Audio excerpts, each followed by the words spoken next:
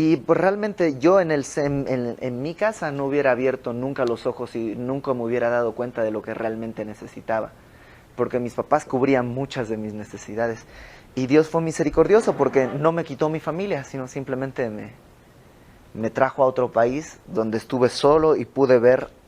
Ahora sí que en la noche tenía que llegar y verme al espejo yo solito y era rudo. Y Dios trabajó en eso a partir. Y cuando llegué a escuchar Marcos 3, para mí fue una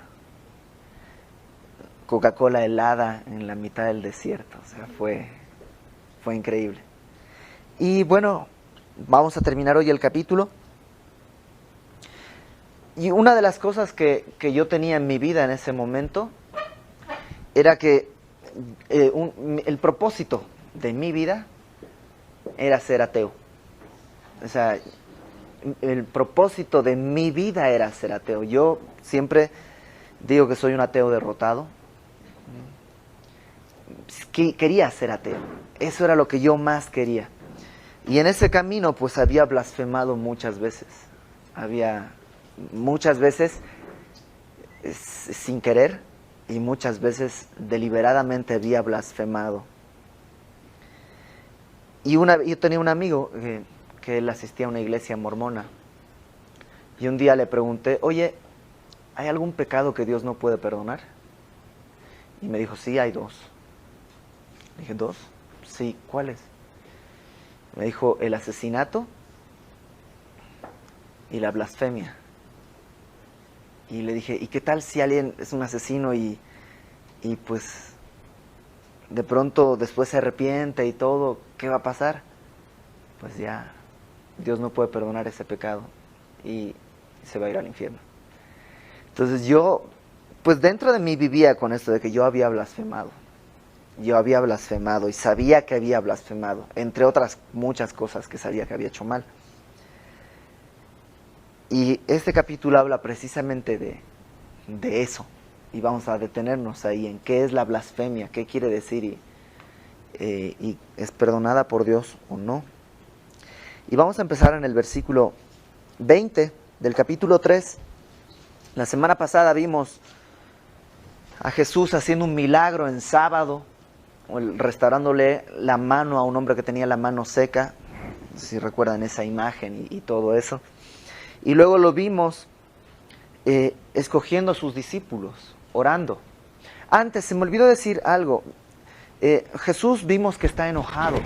Entonces, ¿es un pecado estar enojado? No. Estar enojado no es un pecado. Pero, normalmente, bajo nuestra condición, cuando te enojas, pecas, ¿no? ¿Puedes enojarte con enojos santos? Sí. O sea, la Biblia misma nos dice, airaos, pero no pequéis, ¿no? Jesucristo, obviamente, al enojarse, no cayó en pecado. Y es algo que realmente, si tú puedes realmente controlarte y enojarte, pero no pecar, pues venga, enójate. Ahora, si no puedes controlar eso, pon un alto antes y trata de no enojarte. Porque el problema cuando te enojas es que o maldices a uno de tus amigos, a uno de tus hermanos, o te enojas con él y la Biblia dice, ok, si dices que tu hermano le dices idiota, ya eres reo de muerte porque en tu mente lo mataste. Entonces, si tú puedes enojarte sin asesinar mentalmente a nadie, venga, enójate, no hay problema. Pero si no puedes hacerlo, entonces evita enojarte para no llegar hasta ese punto. Entonces, eso quería aclarar de que Jesús se enojó pero no pecó. Y luego vimos que Jesús elige a 12 discípulos, ¿no? Elige sus 12 apóstoles. Tenía muchos discípulos, de hecho vimos que sale y una multitud va a él, y de esa gran multitud que lo seguía, él elige a 12 apóstoles. ¿Para qué? Para que estén con él y para enviarlos a predicar.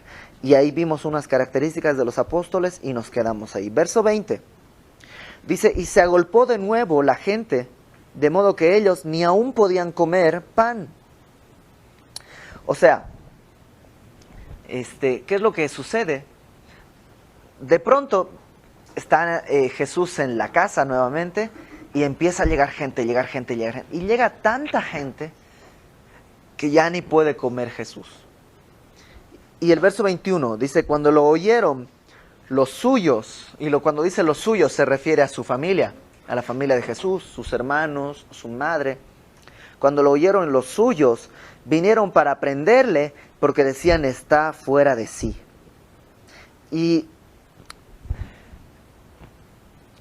hay que entender que los hermanos de Jesús no creían en él. No creyeron hasta después de que Jesús resucitó. Y probablemente ellos le dijeron a María, o sea, ¿ves cómo está Jesús? O sea, ni come, ya es un fanático.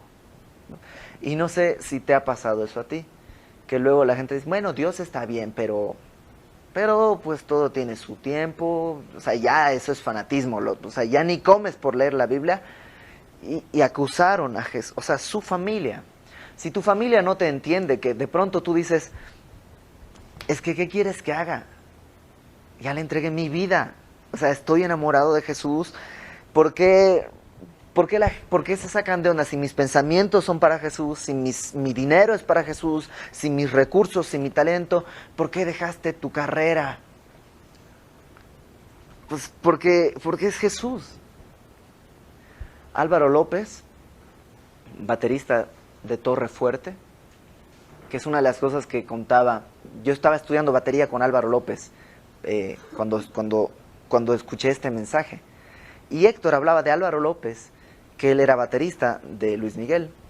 Y cuando le cayó el 20 del Evangelio, y entonces decidió retirarse de trabajar con Luis Miguel y unirse con Heriberto y con Héctor Hermosillo y formar Torre Fuerte, que fue una banda muy importante. Y Álvaro López tocaba con Luis Miguel y Luis Miguel le dijo, bueno, está bien, pero ¿qué te parece si tú pues, tocas 15 días para tu Dios y 15 días trabajas conmigo? O sea, ¿por qué no divides? Y Álvaro le contestó, le dijo, no puedo, porque le entregué toda mi vida a Cristo. No le entregué la mitad de mi vida porque Jesucristo no entregó la mitad de su sangre, entregó toda su sangre por mí. Y eso es lo que está pasando. O sea, si alguna vez te han criticado que es que ya te estás volviendo fanático, pues no me digan fanático, estoy enamorado. O sea, yo, Ibert, no soy fanático de mi esposa. Estoy enamorado de mi esposa. Y que me van a criticar porque pienso en ella, porque hablo de ella, porque veo que esté bien, porque si se le acaba su vaso de Coca-Cola le sirvo. O sea, ¿soy fanático? No, estoy enamorado. Y es lo mismo, estamos enamorados de Jesús. Y si tu familia no lo entiende, pues no te preocupes, la familia de Jesús tampoco lo entendía. Entonces déjaselo en manos de Dios. Y aquí está ellos yendo a decirle, Jesús, está bien que prediques, pero pues, no te vuelvas fanático. Y le decían, estás loco. Está fuera de sí, quiere decir, estás loco. Estás loco, Jesús. Ahora, los escribas también estaban ahí y oyeron este comentario de la familia de Jesús. Y pues, viendo que están hablando, dicen, pues vamos a poner de nuestra cosecha también. Y viene el verso 22. Los escribas que habían venido de Jerusalén, y esto es interesante, él está en Capernaum, está muy al norte. Jerusalén a Capernaum es un camino muy largo para que los escribas vayan, pero fueron. Y nada más fueron a decir que Jesucristo tenía a Belcebú y que por el príncipe de los demonios echaba fuera a los demonios. Los escribas no podían negar la evidencia. La evidencia era que Jesucristo estaba haciendo algo y algo estaba sucediendo. Algo estaba sucediendo. Y como los escribas no podían negar esa evidencia, dicen, bueno, pues, sí está sacando demonios, entonces la explicación más lógica es que Jesucristo tiene un demonio y por Belcebú, entonces él le expulsa a los demonios. Y esto es otro síntoma del corazón endurecido. La evidencia está. ¿Por qué no aceptar la explicación más razonable? Te lo voy a poner de otra manera. ¿Cuánto tiempo tendría que un mono, a un chango. Estar jugando con el teclado de una computadora. Para que así, nomás por estar jugando, por azar, escribiera 100 años de soledad de principio a fin sin errores ortográficos. ¿Cuánto tiempo? ¿1 año? No, imposible. 2, 10. Vamos a darle más crédito. En vez de un chango, ponte 25 millones de monos jugando en 25 millones de teclados de 25 millones de computadoras. Por unos 30 millones de años. ¿Habrá alguno que de estar jugando así 30 millones de años logre escribir 100 años de soledad, por decir algún libro, de principio a fin, sin errores ortográficos? ¿Será posible? Realmente no. Es absurda la idea. Aunque pongas 60 millones de años. No es una cuestión de tiempo, es que no va a ser posible. 100 años de soledad tiene que tener a alguien que la escribió. Exacto. La evidencia es esa. Pensar que, bueno, 100 años de soledad fue escrita por un chango durante 25 millones de años, estuvo jugando y de pronto le salió. No puede ser posible. Lo mismo sucede con la creación. O sea, pretender que tu cuerpo, que está integrado por células, que están integradas, que forman a su vez órganos, que a su vez conforman sistemas. Porque de nada me sirve tener el sistema respiratorio si no tengo un sistema circulatorio. Porque respiro, pero ¿y cómo llevo ese oxígeno al resto de mi cuerpo? Necesito también sangre, y necesito corazón, y necesito que alguien alimente todo eso, y eso es el sistema digestivo. O sea, pretender que todo esto fue porque una célula se juntó con otra, y luego otra, y luego otra, y luego otra, y bueno, pues eso más o menos dio a un aminoácido, ¿no? Pues las proteínas se juntaron, vino un aminoácido, y un aminoácido se formó esto, de pronto salió un sapo, ¿no? Y el sapo, pues había radiación, y había sol, y quién sabe qué circunstancias, de pronto el sapo, se le salió un hueso y de pronto eso se convirtió en una especie de protuberancia, y pues como había mucho aire y el sapo, bueno, su piel se convirtieron en plumas, ¿no?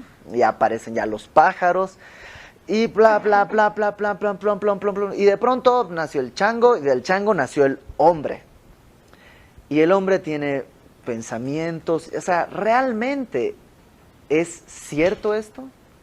No, o sea, la evidencia está ahí. Somos seres pensantes. La evidencia es que el mundo está organizado.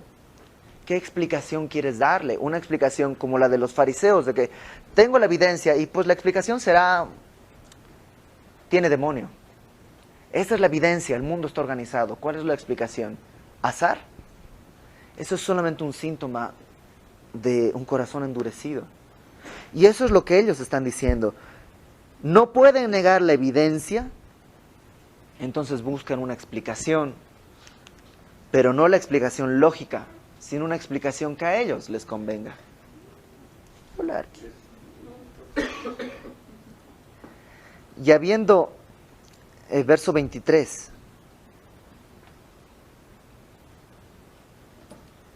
habiéndolos llamado, les decía en parábolas. Jesucristo, ¿te das cuenta que no rechazó a esta gente? Les llamó. A estos que estaban diciendo, tiene a Belcebú dentro, por eso puede expulsar demonios. Los llamó y les decía, ¿cómo puede Satanás echar fuera a Satanás? Si un reino está dividido contra sí mismo, tal reino no puede permanecer. Si una casa está dividida contra sí misma, tal casa no puede permanecer. Y si Satanás se levanta contra sí mismo y se divide, no puede permanecer, sino que ha llegado su fin. Lo que Jesucristo les está diciendo es, su argumento es ridículo. ¿Por qué Satanás querría expulsar a Satanás? O sea, no tiene sentido. Porque un reino dividido contra sí mismo no puede permanecer. Si Satanás empezara a expulsar a Satanás, su reino no podría permanecer. Lo que Jesús les dice, se los aclara en el versículo 27. Ninguno puede entrar en la casa de un hombre fuerte, saquear sus bienes, si antes no le ata. Y entonces podrá saquear su casa. Jesucristo está diciendo aquí, ok, sí, Satanás tiene un reino. Sí, Satanás es un hombre fuerte. Pero hay alguien más fuerte que puede entrar a la casa, entrar al reino, atar a Satanás y empezar a retirar sus bienes. Jesucristo dijo que todo esto que está aquí le pertenece a Satanás. ¿Se acuerdan que Satanás, cuando está tentando a Jesucristo, le dice: los reinos son míos, todos te los daré si postrado me adoras? Y Jesucristo no le dice: estás equivocado, los reinos no son tuyos. No, Jesucristo le dice: no, solo te postrarás delante de tu Dios y solo a Él servirás. O sea que verdaderamente Satanás, y Jesucristo llama a Satanás el príncipe de este mundo, pero Jesucristo es más fuerte. Lo que Jesucristo les está diciendo es: yo he venido, lo he atado, y básicamente he venido a saquear lo que Él tenía. ¿Y qué tiene que ver conmigo esto? Básicamente yo creo dos cosas. Uno, si tu vida está dividida no vas a poder permanecer.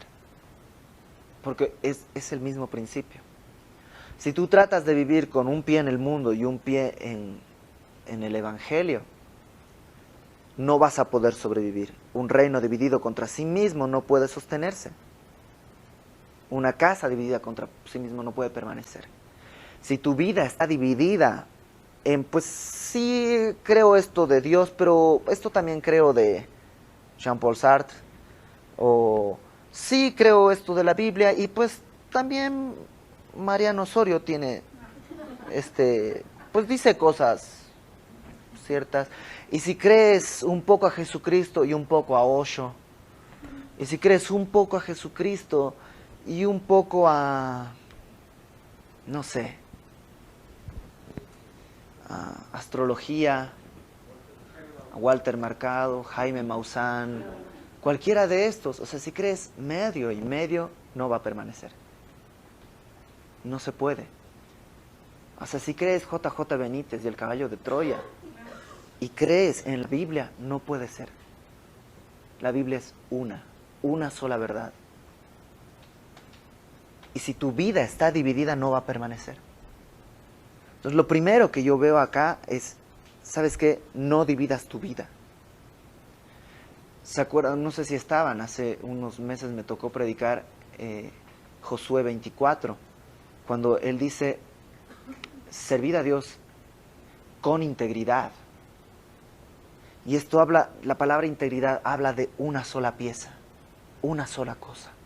No dividas tu vida, sirve a Dios con integridad. Y lo segundo que puedo ver acá es que cuando Jesucristo dice: ninguno puede entrar en la casa de un hombre fuerte y saquear sus bienes, es, ¿sabes qué? Esta forma de, y no quiero verme muy espiritual, pero atar al hombre fuerte hoy en día se hace con oración. O sea, si hay alguien por quien que tú ves que está todavía, alguien que todavía no ha respondido al Evangelio, ora por él. De esa manera, Jesucristo va a atar y va a poder saquear realmente. No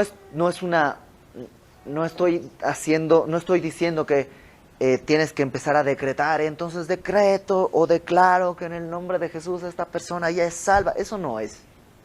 Es orar por esa persona. ¿Y qué quiere decir orar? Pídele a Dios. Pídele a Dios. Y en clase de oración hace unos días, Efesios 3, me encantó este modelo de oración. Efesios 3, 16. Me encantó. Puedes orar por una persona de esta manera y toma este modelo de oración. Efesios 3, 16. Puedes orar por, digamos,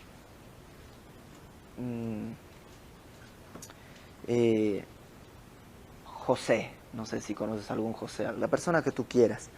Puedes orar para que Dios le dé conforme a las riquezas de su gloria, para que Dios le fortalezca con poder en el hombre interior de su espíritu, por el Espíritu de Dios sea fortalecido. para que Cristo habite por la fe en el corazón de José, a fin de que José pueda ser arraigado y cimentado en amor, y sea plenamente capaz de comprender, junto con todos los santos, cuál es la anchura, la longitud, la profundidad, la altura, etcétera, etcétera, etcétera. Y eso es orar. Y Jesucristo dice que si sus palabras permanecen en ti, si tú permaneces en Él y sus palabras permanecen en ti, todo lo que pidas va a ser hecho. Entonces, si tú estás pidiendo por la salvación, de acuerdo a su voluntad, sigue orando, sigue orando, sigue orando con fe. ¿Sí me explico? Uh-huh. Y ahora viene lo más rudo del asunto. Verso 28.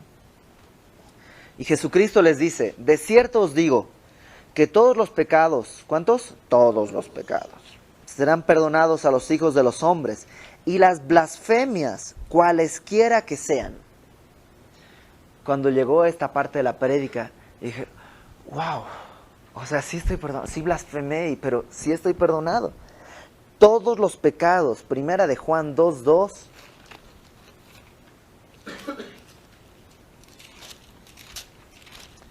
Primera de Juan 2:2 dice, Él es, Jesucristo, hablando de Jesucristo, Él es la propiciación por nuestros pecados, y no solamente por los nuestros, sino también por los de todo el mundo. O sea, todos los pecados de todo el mundo pueden ser perdonados. Hay esa posibilidad ahí abierta. Y las blasfemias, cualesquiera que sean, no importa, ¿has blasfemado alguna vez? No lo recuerdes, pero no importa qué tan feo o qué tan fuerte hayas blasfemado, eso puede ser perdonado. Puede ser perdonado. O sea, hay esperanza. Verso 29. Pero cualquiera que blasfeme contra el Espíritu Santo no tiene jamás perdón, sino que es reo de juicio eterno. Y de pronto encuentro un pecado que no tiene perdón. ¿Y cuál es? La blasfemia contra el Espíritu Santo. ¿Será blasfemia contra el Espíritu Santo? ¿Será decir que el Espíritu Santo es bla, bla, bla, bla, bla, insultar al Espíritu Santo? ¿Será eso blasfemar contra el Espíritu Santo? No. Para entender bien esto, ¿qué es la blasfemia contra el Espíritu Santo? Porque tristemente hay muchas doctrinas equivocadas. Acompáñame a Juan 3, por favor. Juan 3.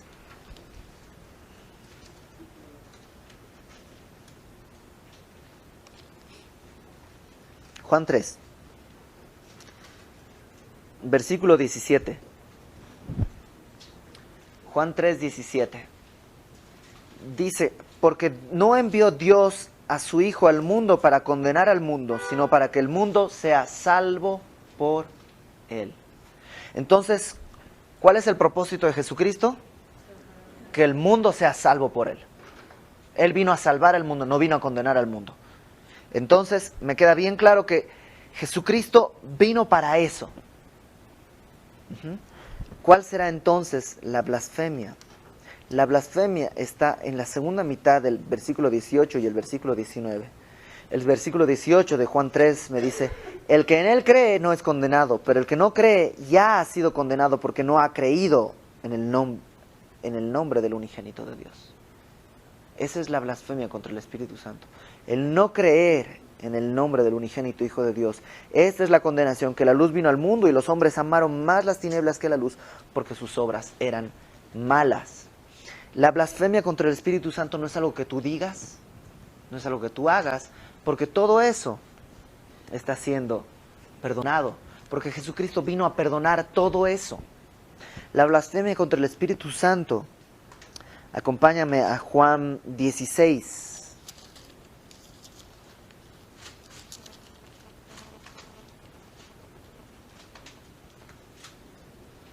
Versículo 8. Jesús está hablando del Espíritu Santo aquí. Y Él está diciendo, desde el verso 7 dice, yo os digo la verdad, os conviene que yo me vaya, porque si no me fuere el Consolador, refiriéndose al Espíritu Santo, no vendría a vosotros, mas si me fuere os lo enviaré. Y cuando Él venga, el Espíritu Santo convencerá al mundo de pecado, de justicia y de juicio.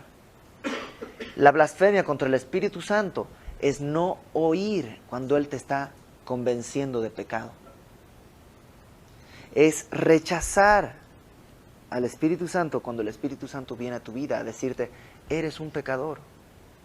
El Espíritu Santo no viene a convencerte de pecados, sino de pecado. El Espíritu Santo viene en primera instancia a tu vida por un solo propósito. Tu pecado es que estás separado de Dios. Y lo que tienes que hacer es reconciliarte por medio de Jesucristo. Y Él te está diciendo ahí. Por eso si alguien tiene un problema de alcohol, tiene un problema de adicción, la que sea, y tú tratas de decirle, mira, deja tu adicción, estás sembrando en el mar. Porque lo primero que tiene que hacer es escuchar al Espíritu Santo, y el Espíritu Santo lo único que le está diciendo es reconcíliate con Dios. Primero tiene que ver su vida eterna. ¿De qué te sirve que seas sano aquí si te vas a ir al infierno? Ok, aquí no, si no tienes adicciones, increíble. Pero te vas a ir al infierno. Dios no está interesado solo en tu vida aquí en la tierra. Claro que está interesado aquí, vino a que tengas vida y que tengas vida en abundancia. Y que puedas tener paz, la paz que sobrepasa todo entendimiento. Claro que sí. Pero primero necesitas establecer el canal. ¿Cuál es el único pecado que Dios no puede perdonar? El que no quieras reconocer que eres pecador. ¿Sí me explico? Dios puede pagar todos tus pecados, incluso la blasfemia más grande, si tú la traes a Cristo. Pero si hay un pecado que tú no lo quieres, no quieres decir, sí, necesito a Jesucristo, Él no puede perdonar ese pecado porque Él no te puede obligar a que se lo pongas en sus manos. ¿Sí me explico? Es como que nos juntamos todos en Burger King y yo digo, yo pago, tráiganme sus notitas, yo pago. La única que no puedo pagar es la que tú no me quieras dar a mí. Hay cosas que Dios y solo Dios puede hacer. Pero hay cosas que solo tú puedes hacer. Dios no te puede obligar a arrepentirte. Dios puede presionarte y ponerte circunstancias y hablarte y ponerte muchas cosas para que tú sientas y veas que necesitas arrepentirte. Pero eso es un paso que solo te corresponde a ti. Porque en el amor no te puede forzar porque no sería amor. ¿Sí me explico? Hay cosas que solo Dios puede hacer, pero hay cosas, arrepentirte, solamente tú. Solamente tú puedes rendir tu vida a Cristo. Dios, si lo pudiera hacer por ti, lo haría, pero no lo puede hacer porque ya no sería amor. Cuando yo le digo a mi computadora, imprime, pero no es porque me ama. Es porque está programada para hacer lo que yo le digo. Pero en cambio, si le digo a mi esposa, oye, Lucita, ¿me pasas por favor ese lápiz? O le digo, ¿te puedo dictar algo y me lo escribes? Eso sí, ella lo hace porque me ama. ¿Sí queda clara la diferencia? Porque Dios no puede obligarnos porque no sería amor. Y Dios nos ama y quiere una relación de amor con nosotros. Y esa es la blasfemia contra el Espíritu Santo. Que de pronto tú veas que hay gente que dice, mi vida fue cambiada, conocí a Jesucristo y mi vida cambió. Y tú digas, no creo. Es porque el que predica hace hipnosis colectiva y qué sé yo. ¿Sabes qué? Ahí te estás portando como los fariseos. Que están viendo milagros, están viendo vidas sanadas y dicen, es por Belcebú que expulsa fuera a los demonios. Y Jesucristo dice, no. Porque ¿qué pasa? Cuando tú empiezas a hacer eso, hay una progresión. Los fariseos nada más dejaron que Juan el Bautista fuera decapitado. Los fariseos no hicieron nada. Dejaron. Segundo paso en esta cadena. Los fariseos pidieron que Jesucristo sea crucificado. Segundo paso en la cadena. Tercer paso en la cadena. Los fariseos, ellos apedrearon. ¿A quién? A Esteban. ¿Te das cuenta cómo el endurecimiento de tu corazón va en progreso? Y vas a llegar a la blasfemia del Espíritu Santo al final. Por eso, reconoce lo que Dios está haciendo y reconócelo en tu vida. Ahora, si tú ya eres cristiano y dices, creo que blasfemé, puedo blasfemar. Si tienes esa preocupación, no has blasfemado. Porque blasfemar contra el Espíritu Santo sería decir, sí, es el Espíritu Santo, no le hagas caso. Si en tu vida hay pecado y tú dices, creo que he pecado, creo que me siento mal, sí la regué y por 19ª vez en este día la regué, creo que ya blasfemé contra el Espíritu Santo, ya no tengo perdón. Si de veras sientes dolor, no te preocupes. La Biblia dice, si confesamos nuestros pecados, Él es fiel y justo para perdonar nuestros pecados y limpiarnos de toda maldad. Aunque sean 300 veces, pues si son 300 veces y 300 veces estás arrepentido, sí. Preocúpate si de pronto dices, sí pequé, pero pues, total, luego me arrepiento. Ahí sí. Ahí sí.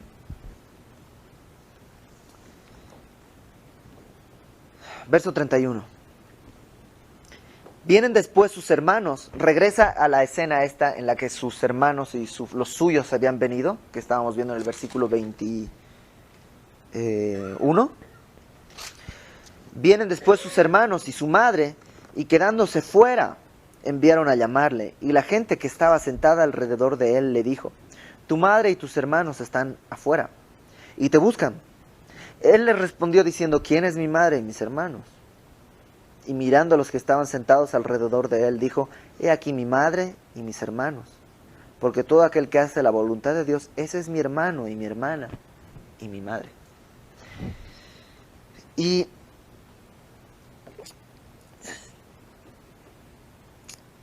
pues bueno, lo tengo que decir así como es.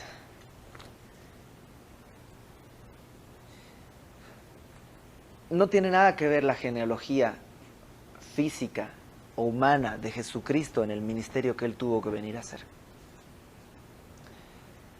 María fue una persona que tenía el corazón realmente increíble. O sea, ¿qué corazón tan lindo tenía que tener esa? Ni siquiera podemos decir totalmente una mujer, era casi una niña, era una adolescente. Cuando Dios la eligió para que a través de ella Jesucristo naciera en el mundo. Un corazón tan lindo que ella, cuando va a visitar a la madre de Juan el Bautista, que era su prima, va y la madre de Juan el Bautista dice, wow, o sea, apenas, o sea, mi hijo saltó en mi vientre porque venías tú con lo que tienes en tu vientre. Y María, con un corazón tan lindo, dice, o sea, Dios, mi Salvador. Reconociendo María, que María necesita un Salvador. Y eso lo puedes leer en la Biblia, está aquí en Lucas. Y vamos a leerlo. Lucas 1:46. Engrandece mi alma al Señor, y mi espíritu se regocija en Dios mi Salvador, porque ha mirado la bajeza de su sierva. He aquí, desde ahora me dirán, bienaventurada todas las generaciones. O sea, todos me van a decir que soy increíblemente feliz y dichosa, porque me ha hecho grandes cosas el poderoso, santo es su nombre.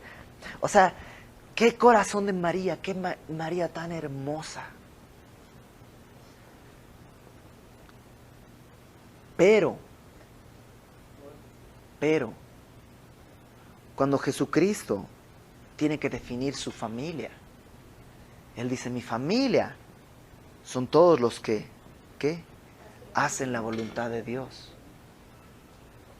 Y estoy seguro que ahí está incluida María. Porque ella no dijo acaso, o sea, imagínate, ponte en el lugar de María. Tienes probablemente 16 años, en una cultura muy estricta en cuanto a sus reglamentos. Y de pronto vas a estar embarazada, comprometida ya con tu esposo, y le vas a decir, ¿fue el Espíritu Santo? La neta, ¿quién te va a creer? María se está arriesgando a morir apedreada. Pero ¿qué es lo que dice María? Señor, se haga tu voluntad, como tú digas. Ella hace la voluntad de Dios. Y por eso creo que María tiene un mejor lugar cuando se le da el lugar que tiene. ¿Sí me explico? María aquí tuvo un problema que ella se quedó afuera. Y dice 2 veces, están afuera. Verso 31. Vienen después sus hermanos y su madre, y quedándose afuera, enviaron a llamarle. Y la gente que estaba sentada alrededor de él le dijo, tu madre y tus hermanos están afuera y te buscan.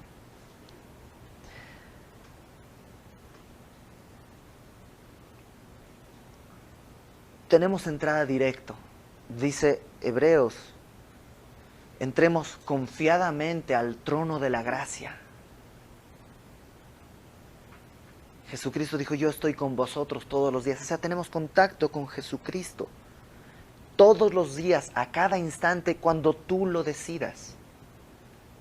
Si tú estás, y lo quiero decir con mucho respeto, pero lo quiero decir y espero tómenlo con respeto. Si tú estás encomendándole tus oraciones a María, María está afuera y Él está escuchando a los que están alrededor de Él. ¿Sí me explico? No es a través de terceros. Hay un solo Dios y un solo intermediario entre Dios y nosotros. Un solo mediador entre Dios y nosotros. Eso no lo digo yo, eso lo dice la Biblia. Primera de Timoteo 2:15, si mal no recuerdo. Primera de Timoteo 2:15. 2:5. Ah, tienes toda la razón. No, 2:15. No, 2:5, claro. 2:15 es Primera de Timoteo 2:5. Porque hay un solo Dios y un solo mediador entre Dios y los hombres, Jesucristo, hombre. La Biblia es muy clara. ¿Sabes por qué te lo digo así? Porque rechazar a Jesucristo como tu único mediador y salvador, lo repito, como el único mediador, es la blasfemia del Espíritu Santo. Porque estás rechazando la provisión de Dios.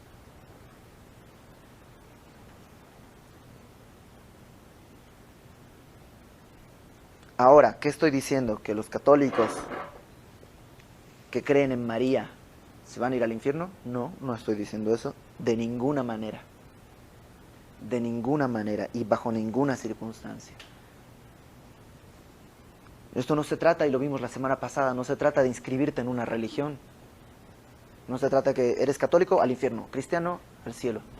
No es así. ¿De qué se trata?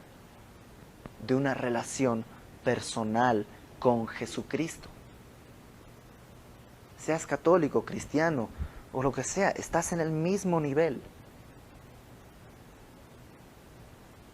En el mismo nivel. Lo que determina tu salvación es lo que tú haces con Jesucristo, no la dirección de dónde vas los domingos. ¿Sí me explico? Sí, quiero que quede eso muy claro. No es a través de María, no es a través de tus obras, no es a través del pastor, es a través de Jesucristo. Hay un solo camino al Padre Jesucristo dijo, yo soy el camino, no dijo uno de los. Yo soy el camino, yo soy la verdad, yo soy la vida. Nadie viene al Padre si no es por mí, si no es a través de mí.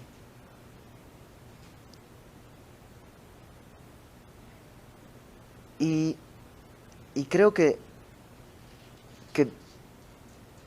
Dios nos está hablando, sobre todo en esta reunión, nos está hablando mucho de tener una relación personal. Ten una relación personal. Así como hay gente que tiene su relación con Dios a través de María, en el círculo católico, si tú quieres. Hay gente en el círculo cristiano que tiene su relación a través del pastor. Y es lo mismo. O sea, Señor, pastor, ore por mí para que... ¿Ore por mí? Claro que sí. O sea, el pastor va a orar por ti si se lo pides con mucho gusto. Pero si tú crees que eso es lo que te va a dar algún tipo de beneficio, estás equivocado.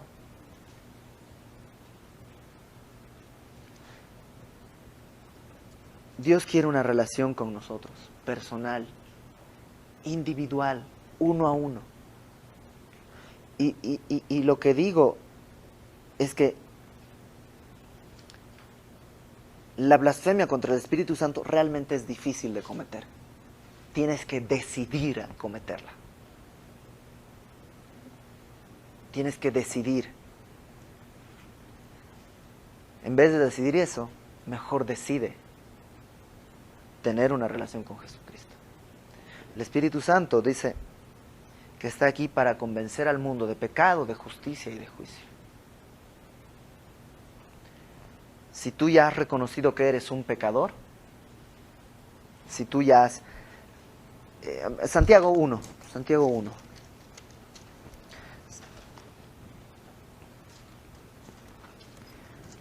Porque Jesucristo dice, mi familia es el que hace la voluntad de Dios. Santiago 1, versículo 22.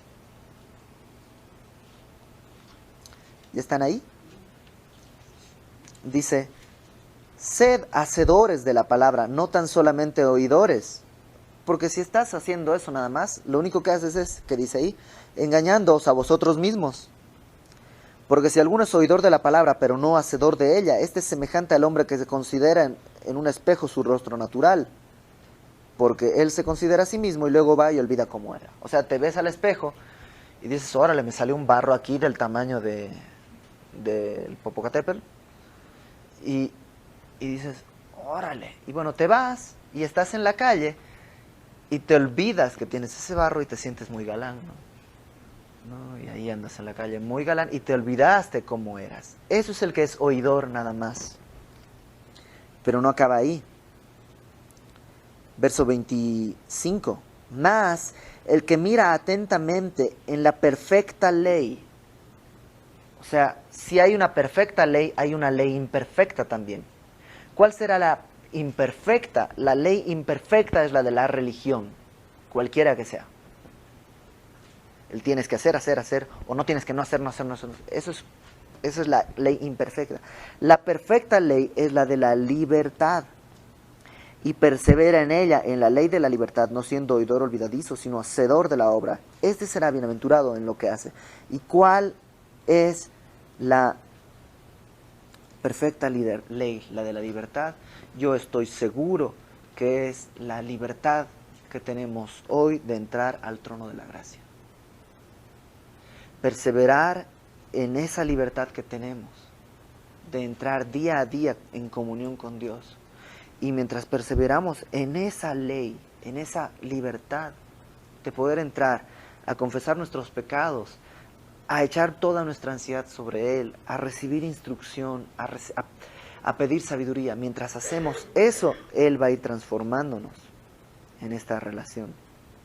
Señor, te doy gracias por este día, por tu palabra, Señor, y por tu amor, porque Señor, tú eres bueno y nos amas y nos has amado, Señor, desde antes de la fundación del mundo.